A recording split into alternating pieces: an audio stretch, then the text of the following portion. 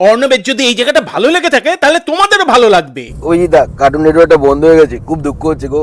আরে দুঃখ পাস না ভাই, এমন একটা জায়গায় নিয়ে যাবো মন খুশ হয়ে যাবে।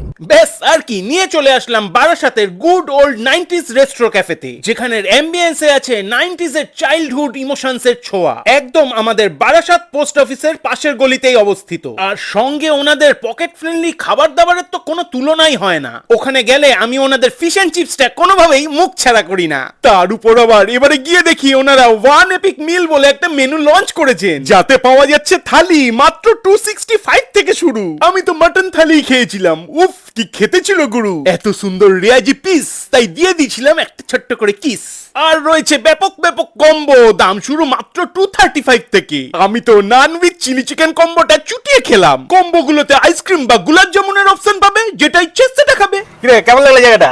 ভালো কি ভালো ভালো। ও আচ্ছা।